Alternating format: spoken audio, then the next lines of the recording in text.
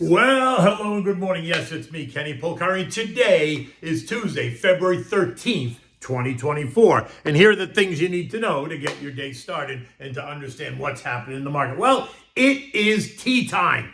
The CPI is due out in only a couple of hours at 8:30 a.m. Stocks, they stumbled into the end of the day yesterday, and this morning they're a little bit weaker. Bonds, they didn't really do much, and yields remain well above 4%. Oil's up. Demand projections remain strong, right? Gold remains trapped in its trading range, 2030 to 2050, as it awaits today's CPI report. And Carly is a seller and I'm a buyer. We'll get to that in a moment. And what do we try to have for dinner tonight? We're going to have the pasta Vesuvio. So just think the volcano outside of Naples. Okay, I'm about ready to say that it's getting ridiculous, right? Stocks keep rising, defying valuations and even logic, right? At one point yesterday, by about 1:30, all of the indexes were up considerably again, as if there's absolutely nothing to be concerned about. Pricing everything to perfection.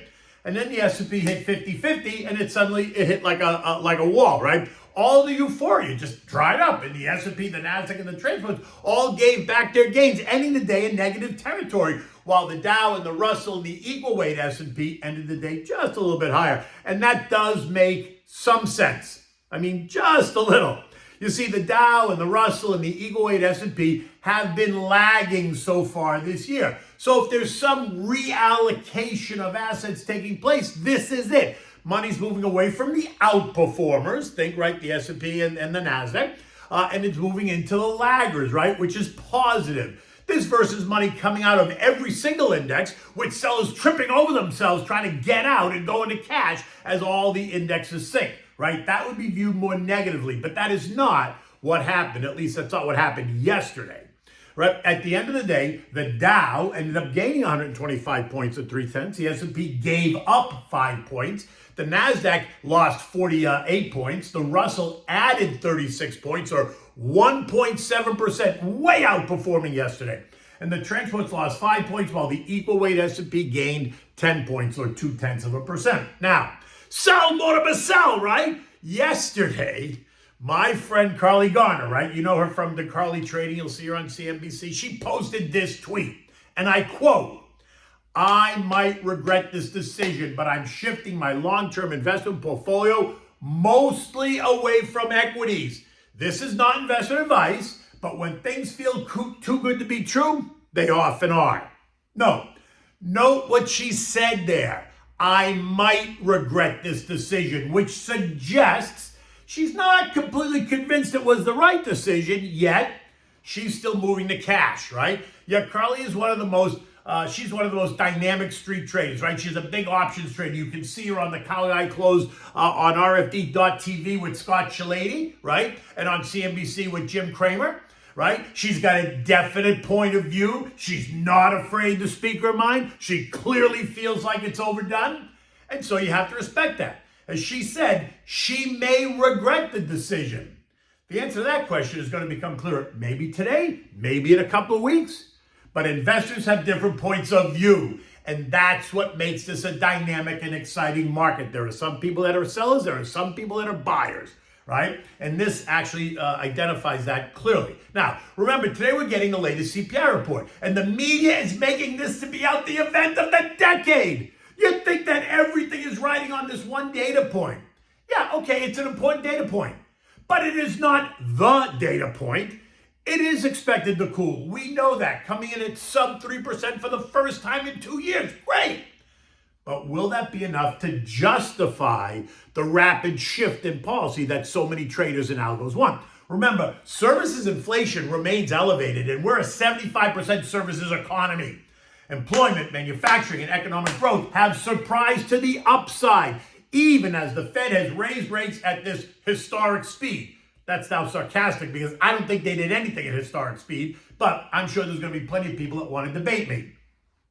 But the trader types and the algos have so much riding on this data point today, as if this one data point is going to decide future monetary policy. Let's be clear, it will not. But traders are either going to resurrect the March rate cut narrative or they won't. The algos and the trader types have taken the S&P up 23% in 3 months. They've taken the NASDAQ up nearly 30% in the same time frame, all in anticipation of multiple rate cuts in 2024 that should begin any time now. Something I've been warning about for weeks. It is those dramatic moves that are at risk if the Fed does not do what the algos and traders want them to do.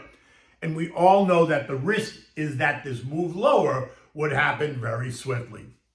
Now, I too feel like it's a bit overdone, but unlike Carly, I'm not shifting my portfolio away from equities, not at all. But I'm also not chasing technology up here. I own it. I have plenty of exposure to all parts of the space, but any new money is getting directed to other sectors that are typically boring, not sexy, less volatile. So think government money markets for any cash. That's earning 5%.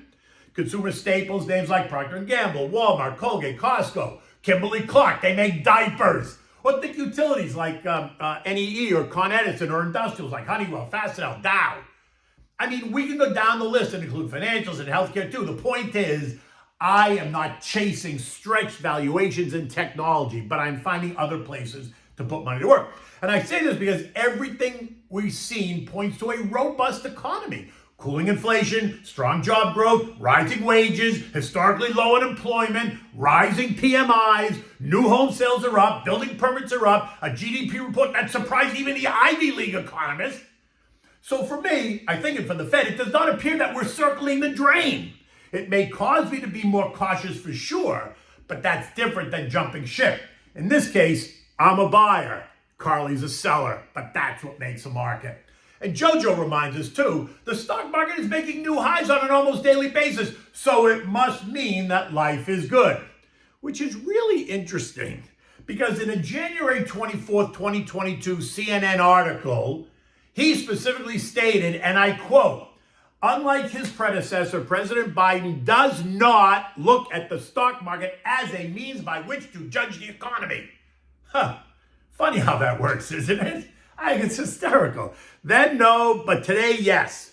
In the end, it remains a tug of war. It's valuations versus monetary policy. It's stock prices versus economic data. It's earnings versus the guidance. But it's also a tug of war between how stretched valuations are and how much more investors are willing to pay for stocks. Almost everyone agrees that we're due for a pullback. But that's also a contraindicator, right? Because everyone's expecting it, right? Everyone expecting a pullback that never comes. And then they all get frustrated, they throw in the towel, they go all in, and then bam, the bottom falls out. It always happens, which is exactly why you create a plan and then execute on the plan. Remember, it's not timing the market as a long-term investor, it's time in the market. Now, bond prices rose yesterday, the TLT and TLH both up by about 0.1%. That did nothing for yields. The 3 and 6 month bills are still yielding 5.4 and 5.3. The 2 years yielding 4.47, the 10 years yielding 4.17. So still well above the most recent levels, right? Oil trading up 1.2% this morning at 77.80. Why all the excitement? Well, all the talk about demand destruction and global weakness was pushed to the back burner after OPEC Secretary General Haitham Al-Ghais revealed we are seeing positive signs of good revisions to some parts of the global economy, most notably where? In the U.S. I think talking about peak oil demand is probably something far out, he said. On top of this, forecasters are predicting that oil demand will remain strong even as we switch to renewable energy sources and EVs, right? The IEA, International Energy Administration, predicts that we're going to hit peak demand before 2030, while OPEC thinks it's not going to happen until we hit 2050. Notice that there's not even any mention today of geopolitics, right? Think Red Sea or the Israeli-Gaza conflict in terms of defining oil prices. It's all back to demand, right? It's all about supply and demand, and that takes us back to Econ 101. Now, gold's up $7 this morning at 20.40. Look at the chart. We've been bouncing in between this 2030, 2050 trading range for weeks now, as gold traders try to handicap the Fed's next move. A cut in rates will weaken the dollar, and that will cause gold to rise. A hold in rates or a rise in rates will strengthen the dollar, and that will cause gold to decline. And so it remains trapped in this trading range. until we get clarity on the timing of a shift in policy from the Fed. The dollar index, the DXY, is down 3 cents at 104.13. It remains, too, closer to the most recent high, currently hugging the trend line at 104.30. Dollar traders, too, are patiently waiting for the CPI report in order to make a decision on the direction of rates.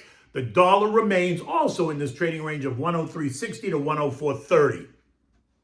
U.S. futures this morning were trying desperately to tick higher, but are unsuccessful. The Dow down 60 points, the S&P down 20, NASDAQ down 113, and the Russell's down 8. And this should be no surprise at all to anybody. I'm hoping that this is the beginning of a pullback, maybe a 5 to 8%er. Right? That's going to be enough to flush out some of the weak hands and will offer an opportunity for some stretched stock prices to reprice. European markets are all a bit lower. European tech names, under pressure. They're down 2.8% kind of broadly across the board. Semiconductor names taking it the hardest. ASML, which is a fan favorite, one that I talk about, is down 4.2%. See what I mean? The downdrafts happen much faster, but be patient. Let them shake the branches a bit. Now, Bank of England Governor Bailey is going to testify in front of the House of Lords tomorrow. ECB President Christine Lagarde and ECB Chief Economist Philly Lane are going to speak on Thursday. ECB Board Member Izzy Schnabel will speak on Friday. Now, the S&P closed last night at 5,021, down 5 points. Okay, in just 2 hours, we're going to get the latest read on CPI. What will it say? I don't think it says very much, unless, of course, it's vastly different than the expectation. What will make a difference is what the commentary is after. Who is the first Fed head to speak? What will he or she say? Will they suggest that this one data point has suddenly changed the Fed think? I don't think so. So just slow down, boys there. Just slow down. Now, tomorrow, we're going to hear from Chicago Fed President Austin Goolsbee and Fed Vice Chair of Supervision Mikey Barr tomorrow. Atlanta Fed President Bostic and Fed Governor Chrissy Walder speak on Thursday. San Francisco's Fed President Mary Daly, remember her? Yeah, she's going to take the mic on Friday. So do you see what's happening? They're bringing out everyone to address the expectations both in Europe and in the United States. Now remember, I'm in the camp that they do nothing. 5.25% rates are not historically high. And the economy is apparently working just fine with rates at these levels. I mean, look, we've highlighted all the positive things, right? But here's the rub.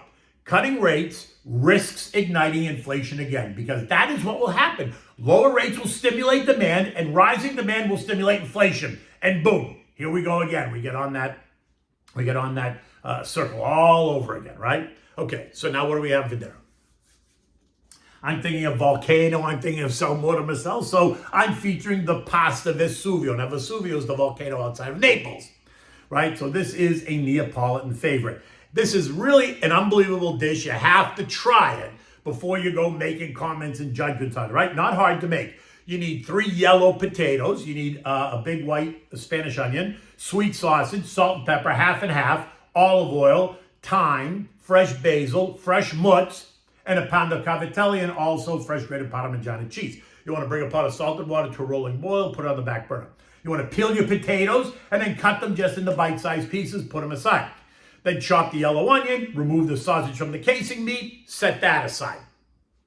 Now get out a big saute pan, one that's going to be able to accommodate everything once you make it, right? Add some olive oil, right? Put it in there, heat the olive oil up. Now put it on medium-high. Now add in, toss in the onion. You're going to saute the onion until it's soft. So you know the deal, 5 to 8 minutes, whatever. Then you're going to add in the bite-sized pieces of potato. You're going to toss them around in the onions oil. You're going to cook them until they get soft, maybe 15 to 20 minutes. You're going to season them with salt and pepper and a bit of dried thyme. Now, after they're cooked, place the cooked potatoes and onions into a food processor. Add about 3/4 cup of half and half or whole milk, whatever. You need 4 or 5 fresh basil leaves and then puree it. Set it aside. Now, in the same saute pan, go add in the sweet sausage meat, break it up, brown it, season it with salt and pepper. Add the pasta to the water and cook it till it's al dente, 8 minutes or so. When it's done, take the pasta out with a spoon there and add it directly to the saute pan with the sausage. Mix it well, toss it well. Now, take the crema di patate, which is the potatoes that you just pureed, pour it in. Mix it really well. Now add in the diced fresh mozzarella. Some people preferred smoked mozzarella. I don't like smoked mozz, so I'm using plain mozz. Toss it in, let it all get melty, right? If you want, you can top this with toasted breadcrumbs, and always, always, always have fresh grated Parmigiano cheese on the table for your guests. Now, toss this, right? It gets all nice and creamy, and it's the sausage, and it's the cavatellis, and it's the crema di patate, which is really, really good. I know what you're saying. I know what you're saying. But before you say it, just try it. Trust me, you will not be disappointed. In any event, it is another beautiful day here in South Florida. It's going to be about 75 degrees. I know you people up the Northeast are getting hit with a nor'easter. Sorry to hear that, but it's going to be a beautiful day here. Until tomorrow, take good care.